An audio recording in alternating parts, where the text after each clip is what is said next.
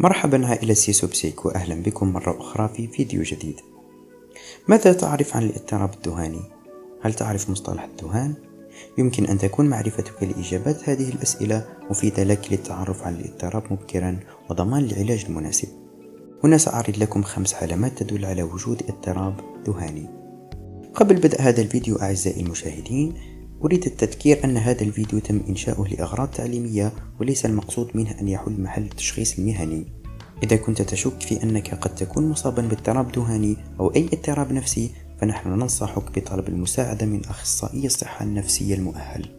فلنبدأ.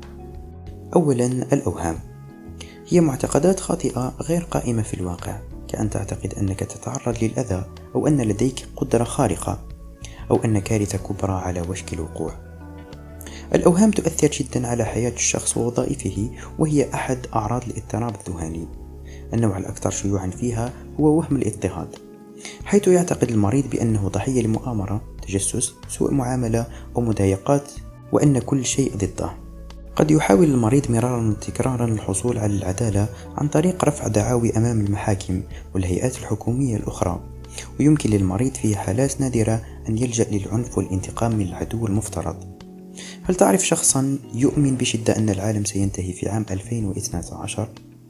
هذا مثال على ما يسمى بالوهم العدمي، حيث يعتقد هؤلاء الأشخاص أن كارثة كبرى ستحدث. إذا كان الشخص لديه أي من هذه الأوهام، فمن الأفضل له زيارة المعالج، لأنه قد يكون ناتجا عن اضطراب ذهاني. يعاني معظم الأشخاص المصابين بالشيزوفرينيا من الأوهام. إذا كنت تريد معرفة المزيد عن مرض الفصام أو الشيزوفرينيا، فقد عملت عليه فيديو بالكامل، سأترك لكم الفيديو في الوصف إن شاء الله. فلنكمل.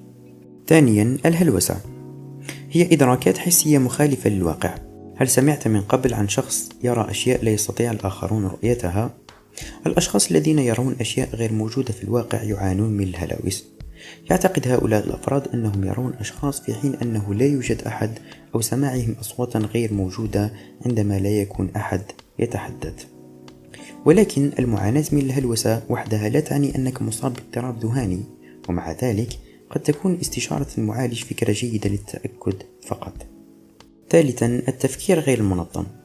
أريد حقا الدراسة الآن، ربما يتعين علينا حجز رحلة إلى إيطاليا، ما رأيك؟ هذه الجمل هي مثال على التفكير غير المنظم.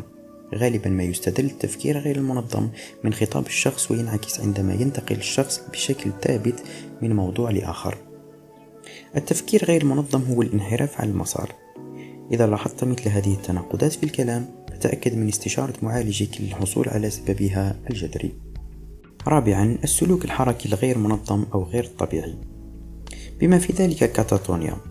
السلوك هو أي فعل يمكن ملاحظته يقوم به المرء عادة. لأولئك الذين يعانون من اضطراب ذهاني، حتى السلوك اليومي يصبح تحديا. الانحراف والسلوك عن القاعدة هو علامة رئيسية على وجود اضطراب ذهاني، ويمكن أن يتجلى السلوك غير المنظم بعدة طرق، مثل التحريض غير المتوقع، ومن أحد هذه الاضطرابات الكاتاتونيا. يكون لدى الشخص ردة فعل تجاه البيئة، يمكنهم التوقف عن الحركة تماما والبقاء في وضع معين لفترات طويلة من الزمن، والتي تسمى الصمت والذهول، أو التحرك بسهولة دون أي هدف، وهو ما يسمى بالإثارة الجامدة. مرض الكاتاتونيا هو حالة من عدم الاستجابة للمنبهات الخارجية وعدم قدرة الشخص على الحركة، حيث يبدو مسلوب الإرادة، يمكنك تحريكه في أي شكل. إذا أوقفته يقف ولا يستطيع التحرك. لذلك كما ذكرنا أنه من الأمراض النفسية المعقدة التي يمكن أن تصيب الشخص. من أعراضه الذهول، سكون الأطراف، وسوء التغذية. إذا كان لديك شخص يعاني من الانفصام الكاتاتوني وظهرت عليه الأعراض التي ذكرناها، يجب أن تطلب له المساعدة الطبية والحصول على العلاج. خامسا، الأعراض السلبية. يطلق عليها بالأعراض السلبية لأنها تفتقر إلى الميزات التي قد يتمتع بها الشخص العادي. على سبيل المثال، قد يظهر الشخص حركات أقل توجها نحو هدف ما، أو يكون أقل قدرة على تجربة المشاعر الإيجابية من الأشياء الممتعة، فيكون لديه انعدام التلذذ.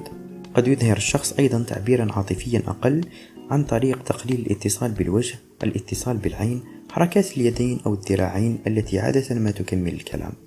هذه هي ال5 علامات للاضطراب الذهاني، كما هو مبين في الدليل التشخيصي والإحصائي للاضطرابات العقلية أو الDSM.